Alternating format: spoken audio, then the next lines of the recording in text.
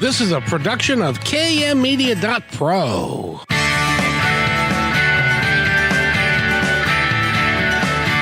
Welcome back to Positive Talk Radio. Our goal is simple: to explore evolving ideas one conversation at a time. So come on over into our world. I know you'll like it, because on today's show... And welcome, everybody, it's a Monday. It is June 12th, 2023, and it's a very special day in the McDonald household. And we'll get to that in just a moment. But first, I got to say hello to Eric. How you doing, young man? Hey, good afternoon, Kevin. I am doing fine. It's hot in my house again. I know. I just can't. I'm just complaining. If it's raining, I'm complaining. If it's sunny, I'm complaining. I'm just a complainer. Might be time to open a window. I have done that. Yes, let some fresh air in. Indeed. Well, interestingly enough, I'm about to do something that I've never done. I'm going to try this, see if it works. All right. We're waiting with bated breath here. Are you waiting with bated breath? Yes. My son, is that you? It's me. Happy birthday. I just wanted to tell you happy birthday. Oh, thank you. And by the way, you're on the air on KKNW 1150 AM. How's that feel? You only called me a couple minutes ago. I know. Well, I thought I could squeeze you in, but apparently not. So, yeah. Yeah. So how does it feel to be 35? My God, 35. I got a 35-year-old kid, Eric. Congratulations. I'm sure he makes you proud all the time. He does indeed. And, so I just wanted, your timing was absolutely perfect. So I was going to mention that it was your birthday because I'd said that at the top of the show. So it's your birthday. The 12th of June is a very special day in our house. It is a very special day. And by the way, he just got married almost just about 2 weeks ago. So it's a very special month. Yeah, it's going to be a busy month going forward. That's for sure. You're going to have fun. So, well, I've got a wonderful guest here that I need to get to, son, but I just wanted to say thank you and put you on the radio, and it worked out just fabulously. It must be synchronicity or something. Something like that. Well, thank you very much for the birthday wishes, and you have yourself a good show. I'm gonna. So take care, and I love you very much.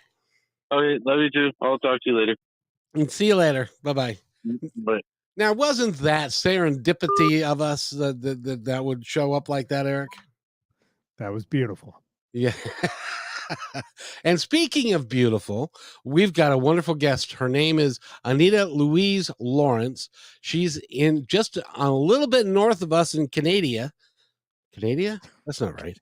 It must be Canada. Yeah, that's it. Boy, you really have trouble with names, Kevin.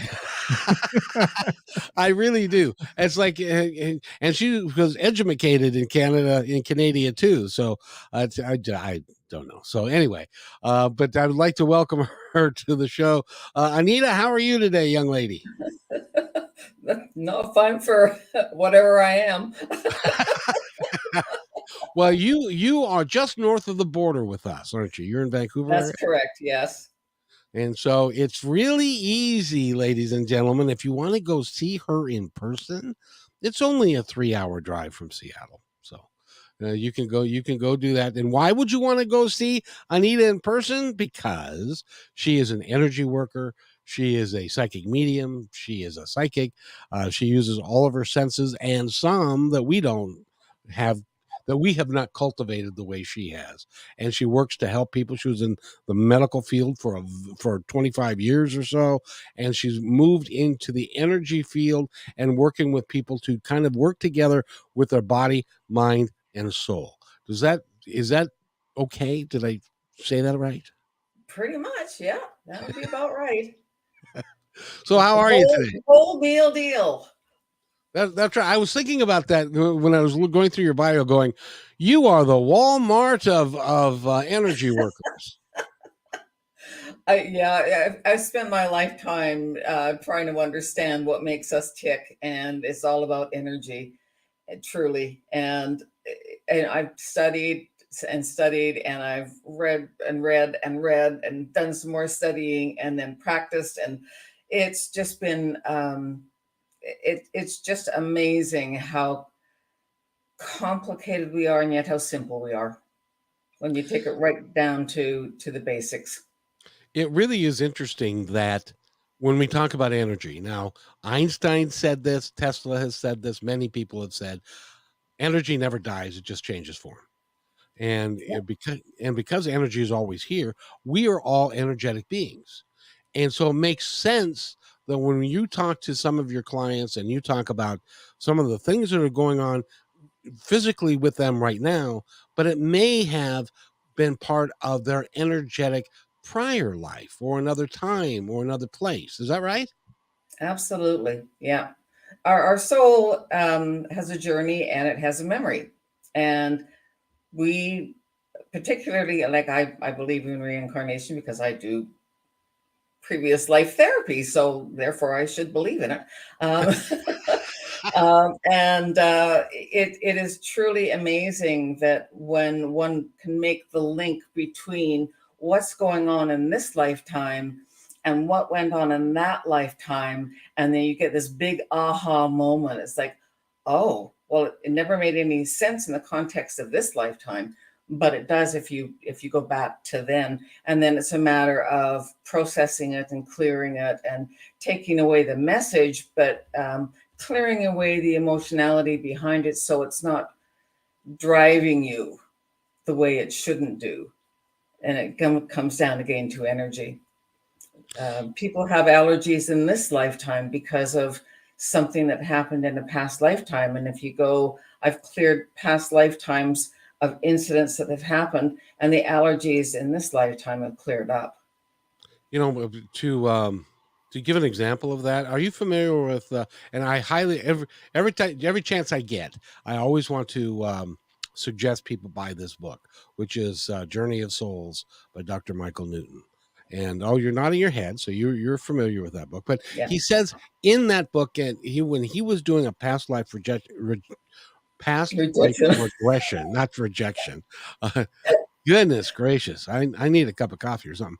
But he was doing a past life regression. And the gentleman had a stabbing pain in his thigh. And it had it his whole life. Couldn't figure out why. Went to the doctor, nobody could tell him. They did MRIs and X-rays and all that stuff, and there didn't seem to be anything there.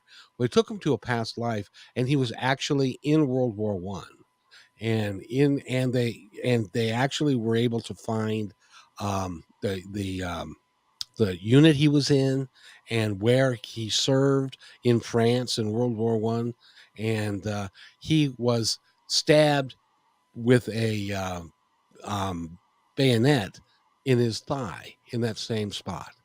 Is that and that carried forward to this life? Can that happen? Yeah, absolutely. Yeah, there's oh my gosh, I've gone blank on his name right now, but he did research on children in India who, of course, they believe in reincarnation there, and he what a lot of children would spontaneously say, well, when I had my other mummy and daddy, and people are going, oh, okay, so they would call this fellow up and he would come and do empirical research. He'd really do the research on them to make sure that there was no ulterior motive for them to be in touch with this family for any particular reason that might be of a benefit to them.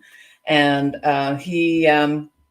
he'd take these children to the actual homes, and they go, it's just around the corner, it's just around the corner. And they walk into the house and they go, hi, mommy, hi, daddy. And they go, this is my room over here, and this is my favorite toy, so and so. And the parents of the child who died are sitting there just nodding their heads, going, yeah, yeah. So, and as far as memories, my teacher told me of one through training process, not by breach of confidentiality, but that there is this one woman who was having a terrible time. She couldn't wear boots, and she would just be terrified. And if she heard a plane go overhead while she had boots on, she would just be going crazy. And she was a pilot in the war, and her plane caught on fire. She had boots on, and she was trying to stamp it out with her boots. and she couldn't do it. So yeah, Why do you there's so many stories. Why do you think it is, with especially nowadays when we're talking about near-death experience, people that have come back and have told their stories and past life regressions, and some of them have been documented to the place, time, and person. Why do you think it is that some of us still don't buy into it or don't believe it?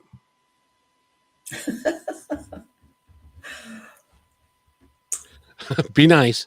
I'm trying to put words around it that are nice. I think a lot of it is one's family of origin belief systems. That it's very well said. Hold on, I've got to do this.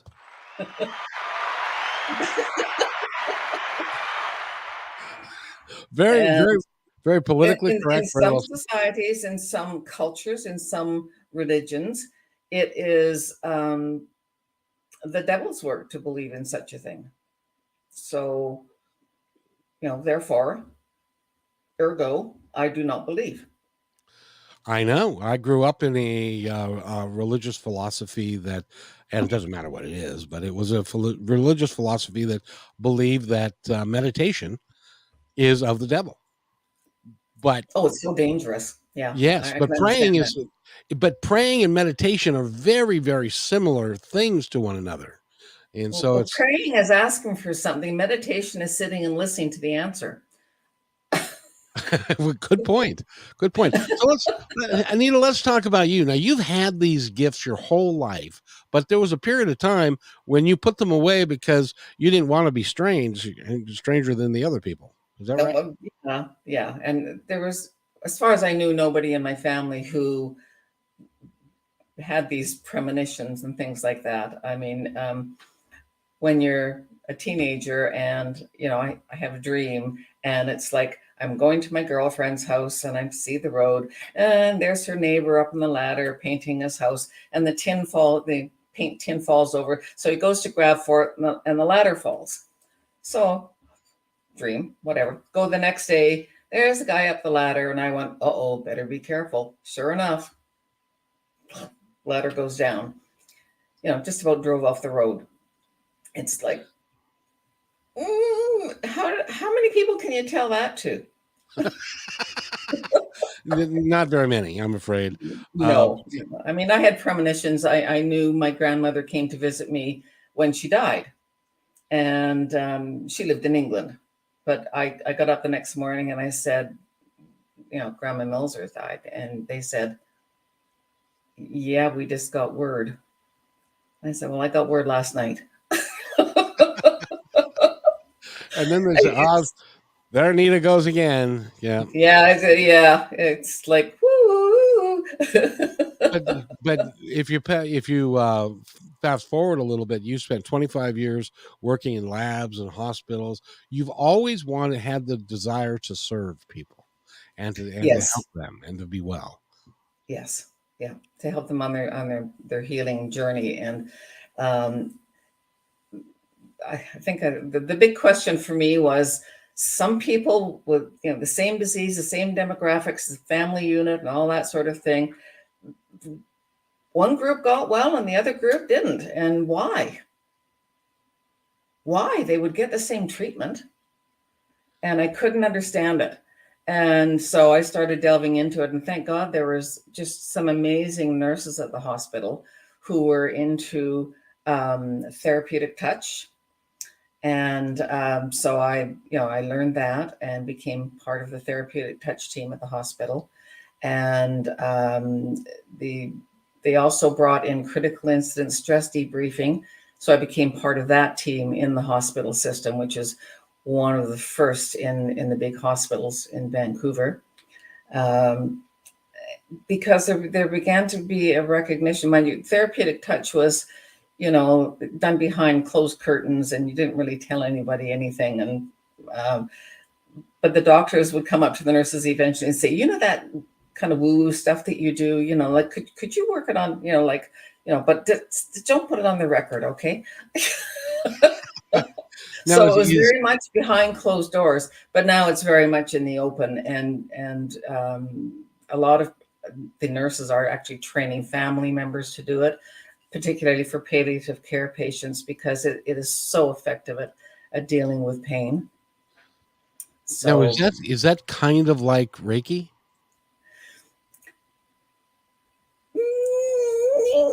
in that it works with energy, yes, that's about as far as it goes. Reiki is far more. We have our chakra rays, and we have our this and that, and we do our thingy wobbies, and then we work on it. But basically, what you're doing is you're focusing your energy, you're raising your energy, and this is why all of these things work, is because, like, I have a friend who's a Reiki master, and a friend who's a prayer chaplain, and I've got a machine that can measure frequencies. So what I did was I had them come over one day, and we played. And I said, okay, I just want to sit there, and I'm going to take your frequencies as you're sitting there, and we're just talking. And we did that. And I said to the Reiki master, okay, could you please now go into Reiki mode? And when you're ready that you'd be able to start a session, just nod your head. And so she took a couple of minutes, and she did that. And I measured her frequency, and it had doubled. Wow.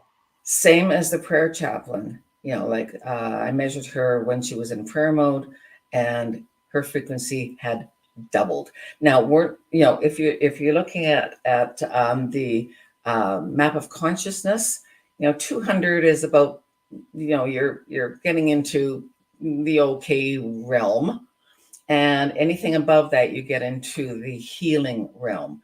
So they were now running at over 400. So that meant that they're now in a person's energy field, focused on that person. That person's energy has nothing to do but be able to start vibrating at the higher frequency. It's entrainment. So as long as they're in that space and holding that frequency, that person's body has an opportunity to be in healing frequency range. And when you're in healing frequency range, that means that your energetic body can then work to release some of the things that are in your physical body? Yes. Yeah. Because it's like you cannot feel positive and negative at the same time. You just, one counteracts the other, so it negates the lower frequency. So it literally raises your body up into a frequency, like the Christ frequency is around 500, so they say. So that being the case, anything that you're getting even close to that range, and you're doing masterful work. That's all I can say on that. I wanted to ask you this because I think it's important for people to understand this. Because we vibrate and our energy level operates at a certain level, as we make positive changes in our life and we begin to meditate more, be more quiet, more self-reflective, and our energy level goes up, the people around us that still have the lower energy level because they're not doing the work, then it changes that relationship in some manner or form. Is that right? Yeah, of course it does. And the people have a harsh need to keep us the way we are, because then they know the rules. And so when we start changing significantly, we just can't be who we were.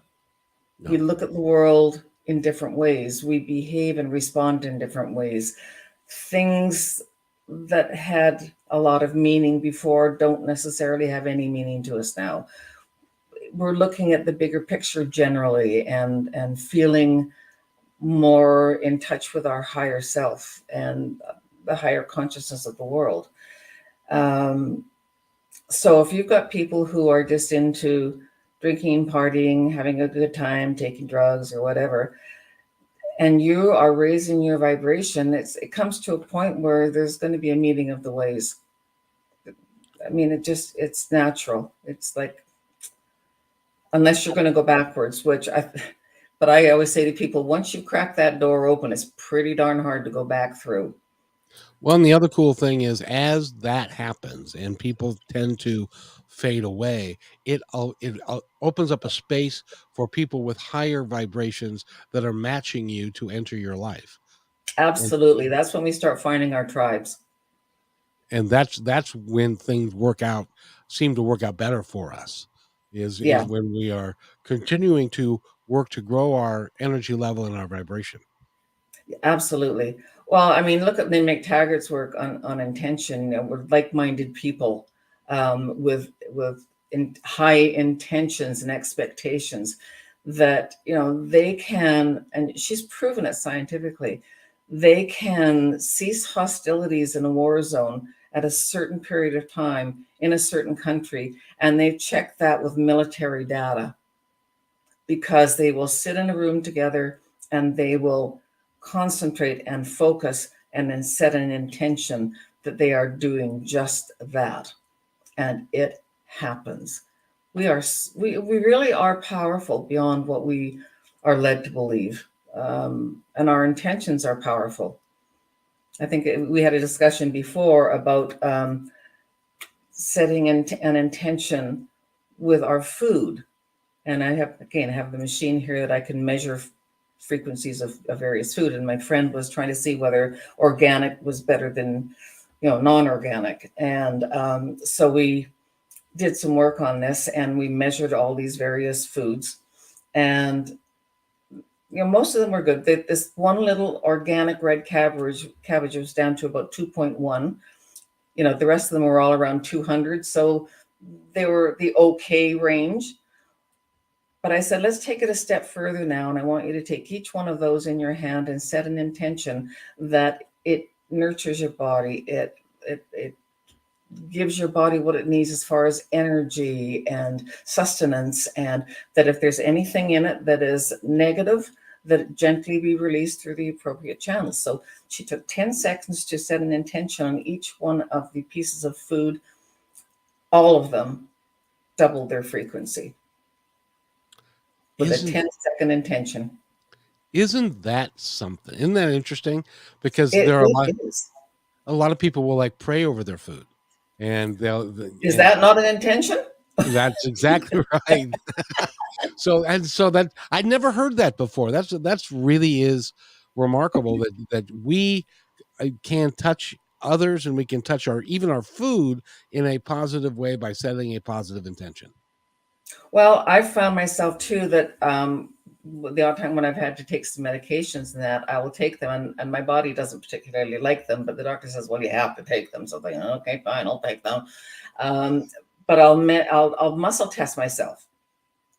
And if I'm getting, this is really making me weak, I will just hold it against my body, and I'll do tapping, EFT tapping. Yeah. Just say, even though this is measuring, that it's weakening my body, I need it to give me the good stuff from it and gently release all the stuff that is not good for me. And I ask and set this intention very, very clearly. And I will tap on it, all the way, just whatever words come to my mind. And then I will retest and retest and retest until I test positive for that medication. Then I take it and I got no side effects. Wow, that's really interesting. Now, you brought up muscle testing, and there are people that are going, what in the world is that, Alice? I have no idea. Muscle test? What do you mean muscle? Explain what that is and what the energy behind it is. Okay. Muscle testing, our bodies are a lie detector, basically. And we can tap into whether it's true or false, yes or no.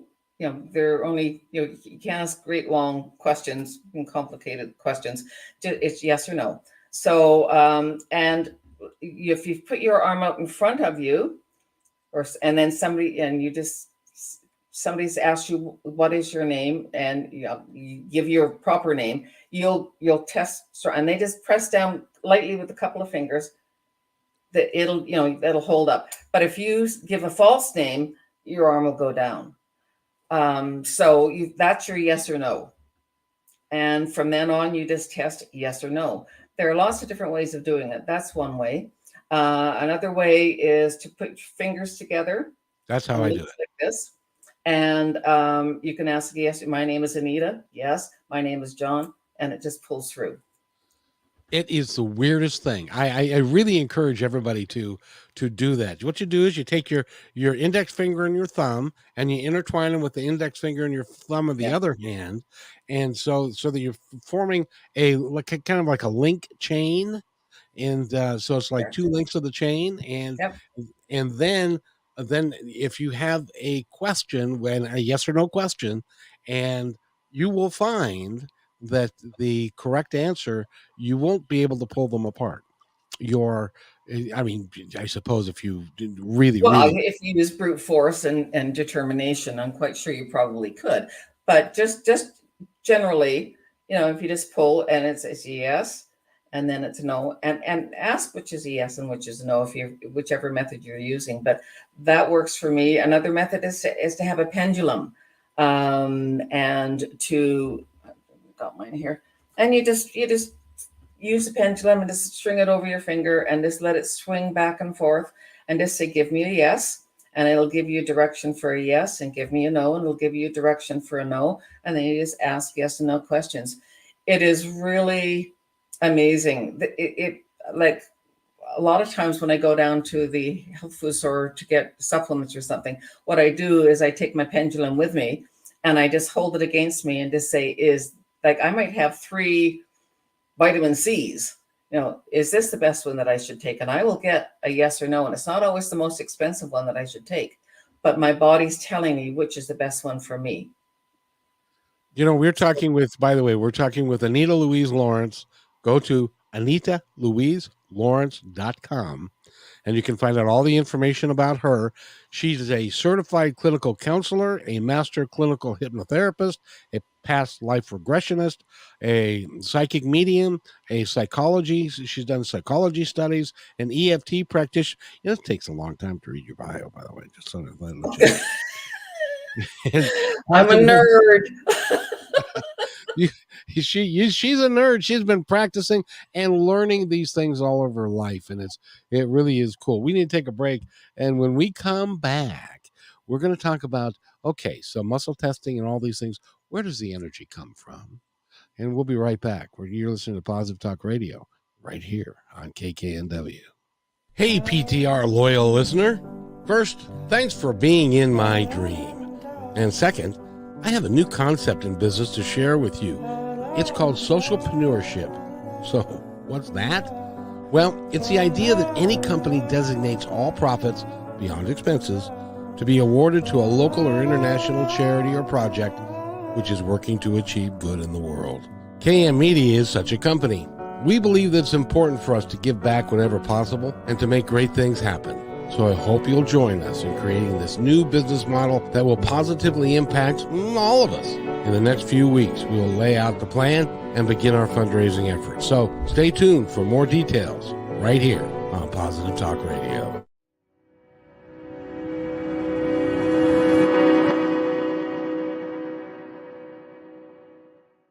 When you want to say more than words communicate, you can with flowers. Your custom boutique floral studio in Bothell, Washington is anaturaldesign.com, connecting you to nature through the language of flowers. Where your people are is where our flowers are beautiful. Your success is our goal. anaturaldesign.com at your fingertips today. Hey, thanks for listening to Positive Talk Radio. Did you know that we're also a media production company? Well, surprise, we are. We can create all kinds of audio, video products to fill any need. Please visit kmmedia.pro/our-store for a complete list of products and services. In addition, do you need a great voice to add to your own website or any other project? I know that we can add depth and quality to your work. I've been told more times than I can count by many professionals in the business that my voice adds to the quality of the presentation. So let me create something for you. Please contact me at kevin@kmmedia.pro and let's create something great. And welcome back to Positive Talk Radio here on KKNW 1150 AM. We're talking with Anita Lawrence, Anita Louise Lawrence to be exact. And you can go to her website, AnitaLouiseLawrence.com, and you can find out all about her and all the things that she does. And you can even find out how to contact her so that you can talk to her. And she does things via Zoom. She does things worldwide. And so you can get in touch with her. And if you've got a series of issues that you would like her to help you address, she can do that. Now, Anita, there are lots and lots of people that would say, this energy thing, I don't see it. I can't, but if you're listening to this in your car, I would like you to find the wire that's outside of your car that is connected to your radio. And you'll find that it's not. It's all radio waves, and you can't see the radio waves. Isn't that very much how our energy works? Is that it's very similar to a television signal or a radio wave. You can't see it, or the wind, as an example. You can't see it, but it's it's there. Is that what energy is like? Pretty much, yeah. It's well, Einstein said it. Everything is energy. This universe just pulses with energy. It's all around us. I mean, look at X-rays, for example. There's a prime example of how they've taken an energy that you cannot see, you cannot feel, you cannot smell, you cannot taste, and yet it produces medical images. That's pretty amazing. I think we lost you. We lost your audio. Uh-oh. Oh, this happens from time to time. Anita is her signal has frozen for the moment, and so I'm hoping that she will come right back. Oh, she just checked out, and Eric, it happened again.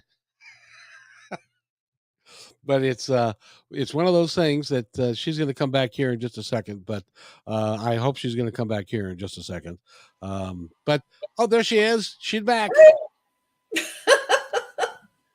Thank you for coming back. This happened a couple of weeks ago, and she was gone for like 30 minutes, and it was that's what I said. Oh dear.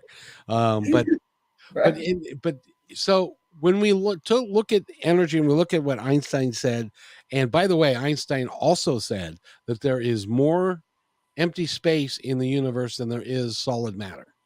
And so there's space between everything, even a rock. There's space if you get to a certain level. There's space between the atoms and the little itty bitty creatures that are moving back and forth, and everything's moving. And absolutely. Where does it come from? Why does energy exist, do you think? I guess that depends a lot on your belief system. It just is, as Einstein says, and everything is energy, and it takes on various forms and becomes matter or antimatter or whatever. Why? Boy, I don't know. You got to ask God that one. This is a bit above my pay grade. Well, see, that was my point, is that even regardless of what your religious beliefs are, regardless of any of those things that we hold dear necessarily to us, it doesn't matter what we necessarily believe, because it is what it is, and energy is there. Well said. Yes. Exactly. So we can believe that it's not there, which is why, and you said earlier, that there are people that have different outcomes, that have the same disease, same treatment, but they have different outcomes because of what they believe or what they don't believe. Is that true in some respects? Absolutely. Ask Dr. Bernie Siegel. He I does don't. it. I don't Have know you him. heard? Have you heard of Dr. Bernie Siegel? I've heard the name, but I haven't had a chance Yeah, to talk to him yet. he's a surgeon. He mainly deals with cancer patients, and he works on all different levels: mind, body, spirit, and surgery. His wife, I believe. Oh God, what's her name?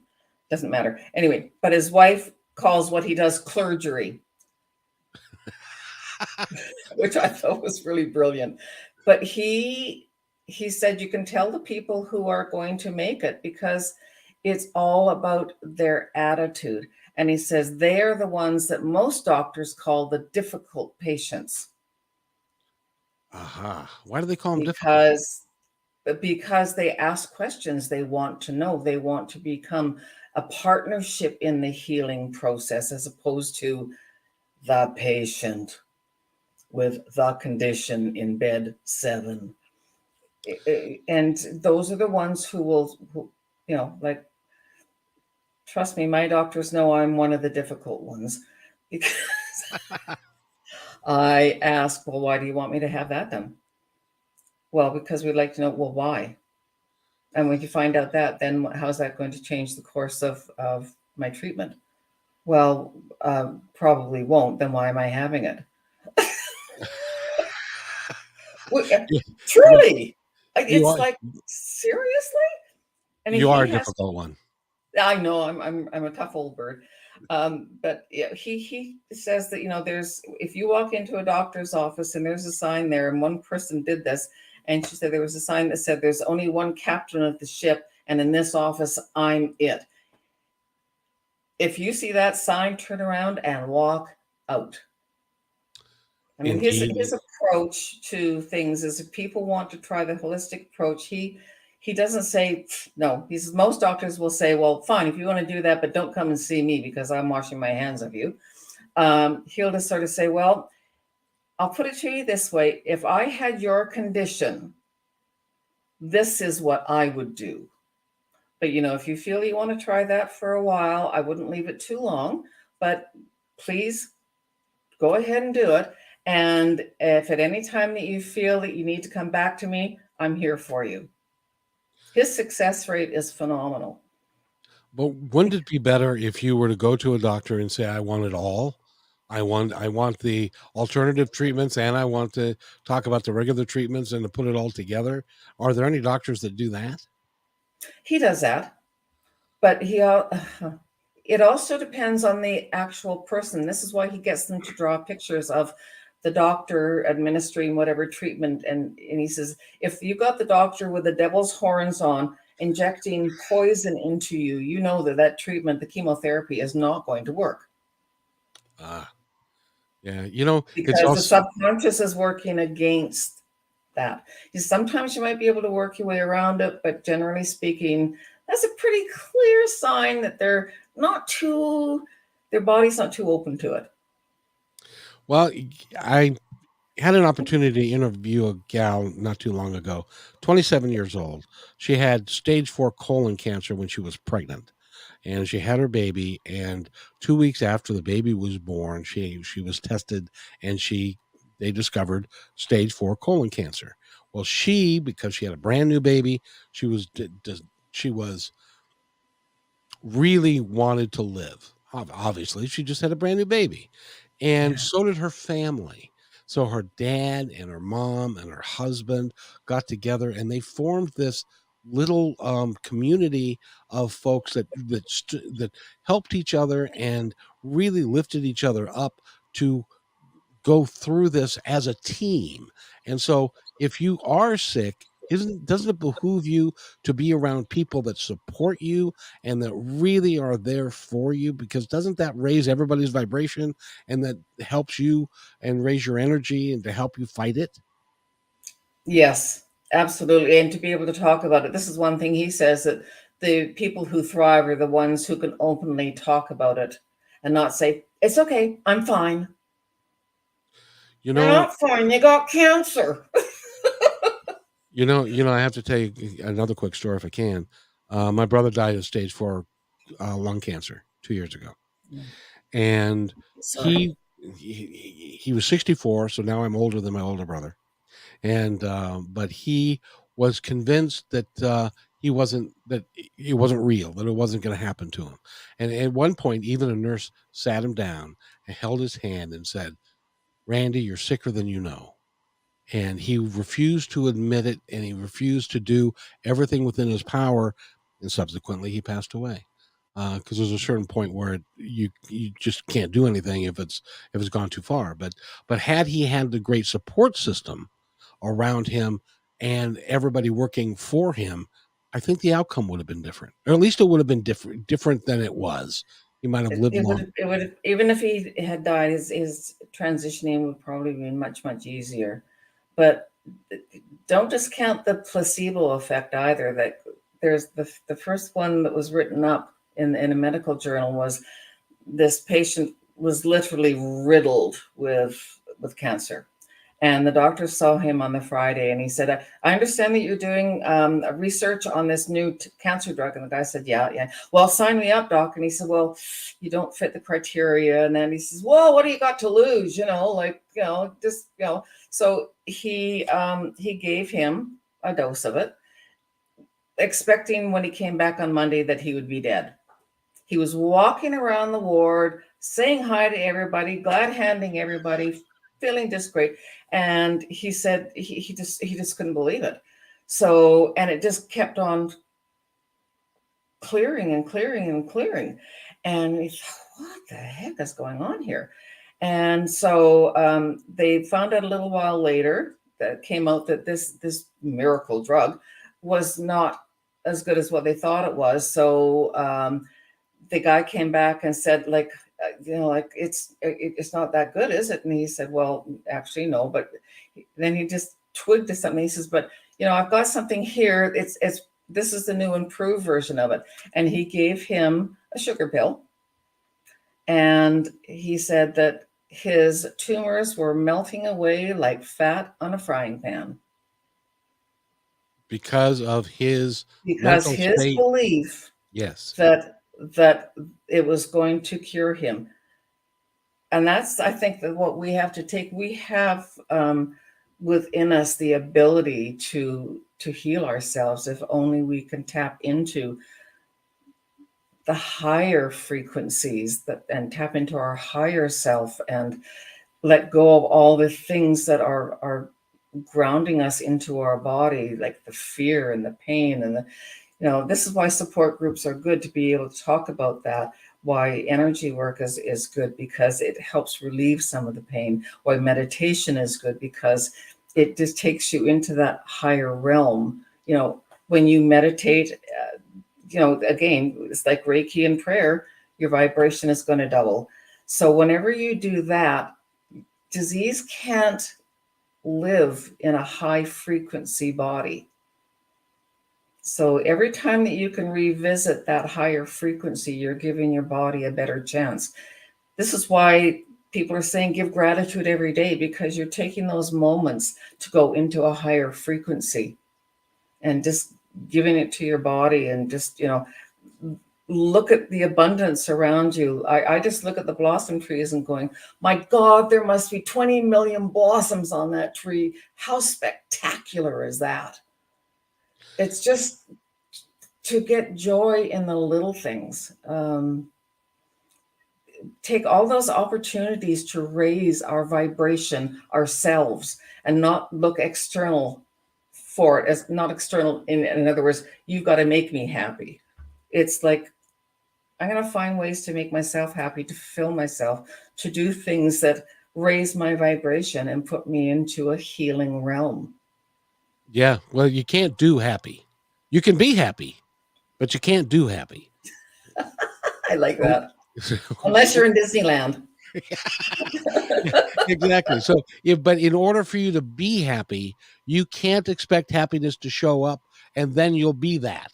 You need to be happy first, and then things will work out really well for you. If you are, I used to do that on. I'm not sure if I told you, I drove a bus for 12 years. I used to do that all the time. On the bus, I'd have 50 or 60 people on the bus.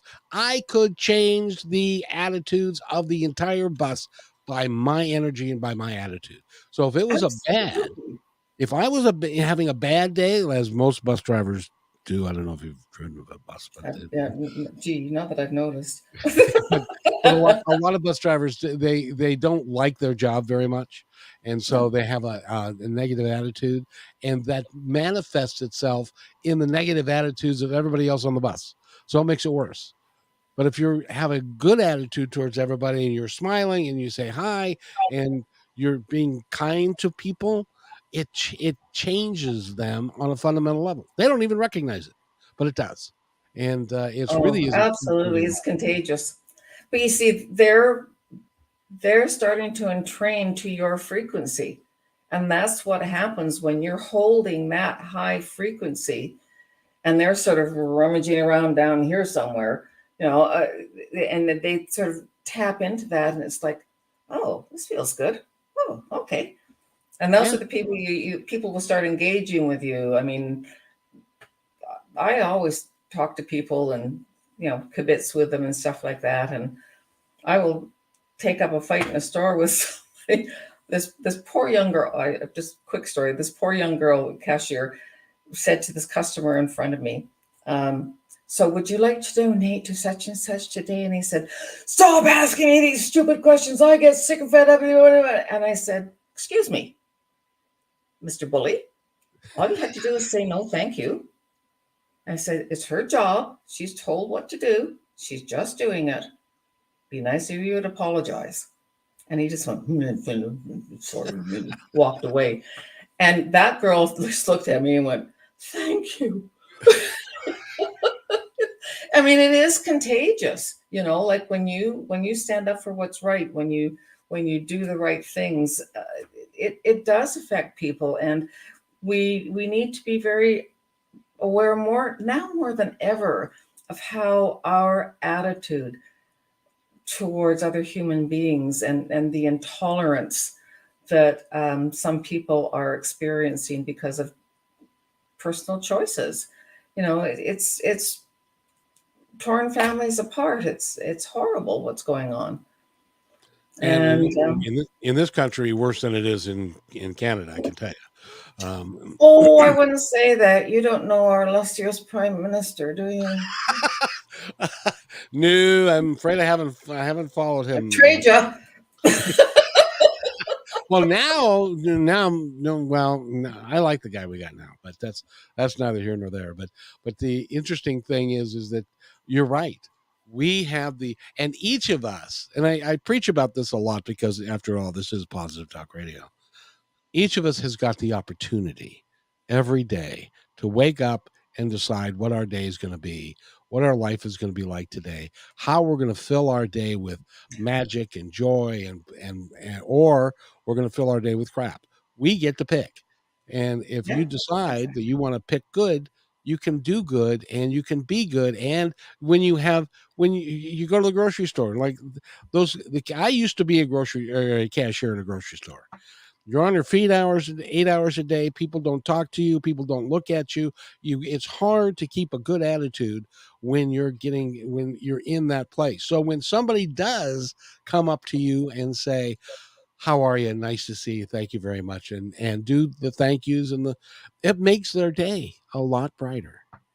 Oh yeah. And what little effort on the part of the person, like we go to the grocery store once, we go to a couple of them and we know all the clerks' names and we call them by name and how you doing today? And how's the kids? And I mean, what a difference it makes. And it makes it better for us too, because it's just not this, I'm going shopping. we're not the shopping drone. And it makes such a difference. It's just these random acts of caring and connecting that I think are so important, more so than ever. And I think it's part of our DNA. And when you are denying that, you're denying a major part of who we are, which is why when you are that way and you're operating at a lower vibration, you're unhappy because that's not who you are at a fundamental level. Yeah. And I think this past few years has been extremely difficult, and we need to start clawing back that part of us that says that not everybody that we're standing next to is a potential threat to me. Right. That like, we're coming out of this, and because when you're in fear, guess where your immune system is? It's right down in the bottom of the tank. So unless you get out of that and just say, I'm going through my life, I'm taking normal precautions, which is all I need to do, and I need to work on keeping my immune system high, keeping my energy high by doing the positive things I need to do, positive thought, positive words, positive actions, positive eating, positive drinking, and meditation or prayer, whatever is your way there. But to bring that up and then realize, and then start reconnecting with people. I mean, I remember when it was going on and we were all wearing masks, and I would go past someone and I just look at her and I go, there's a smile under this. You can't see it, but it's there. I mean, it's just those simple little things to make a reconnection. It's done irreparable damage psychologically and learning wise to young children, because they're meant to see all the facial muscles working so that they get to understand language and the tonality and what is going on. Emotions are expressed a lot through the mouth as well. So they are not learning their language skills as well as they should, and they're not connecting with people as well as they should. So we've got some clawing back to do here by being a little bit more out there and in a very positive way with people, so that we can start turning this aberrant situation into normal again. No, not turning it into normal, because it's not normal, but turning back the dial so that we get back to normal and at least where we were. This is no way to live, being so disconnected, and so disconnected, not just physically but emotionally. We tend to have backed away from other people, and many people have lost family contact, and that was their lifeline. Look at the alcoholism, drugs that are going on, and the stabbings and the murders. I mean, everything, divorce rates up, and abuse has gone up, and child abuse has gone up, and spousal abuse has gone up. It's like, because we weren't meant to live this way. We weren't meant to live in fear and anger of the people that we should interact with every day. It's just not a normal way of being. And it's not a healthy way of being energetically. And it is sad, because some of us do live in hate, division, and fear. And that's just it's not a good way to be. We've, by the way, been talking with Anita Louise Lawrence, and go to AnitaLouiseLawrence.com, and you can find out all about her. Give her a call. She can be very helpful. I've got a minute and a half left, and I want to set myself aside, and I'd like you to tell our audience anything you'd like them to know. Golly. A quick story about I think I told you about doing the thing of bullying at school and teaching the children how the power of their words or even their thoughts when they were bullying depleted the other person's energy, but also depleted their own energy. And we did that by muscle testing, and the kids were just absolutely blown away. And I get them to work in partners and to say, okay, say something nasty to the person, not too nasty, but nasty. And the other person would muscle test weak, because it obviously affected their bodies. And then all they had to do was think of something positive or negative, and the person would respond appropriately. And then what I would do is I turn it on them and I'd say, think something positive and just to yourself. And then I would measure them, who was the thinker and the sayer. And whatever they said to the other person, they were positive or negative as well. And I think that's important to know, that we are so interconnected, and that be careful, be mindful of your thoughts and your words and your deeds, because you're putting yourself out there in the world. And Anita Lawrence, we have to go, and I want to thank you very much for being here. I'm going to have you back. I'm going to make you come back. By the way, everybody, be kind to one another, because each other's all we've got. And we'll see you on Wednesday. Bless you.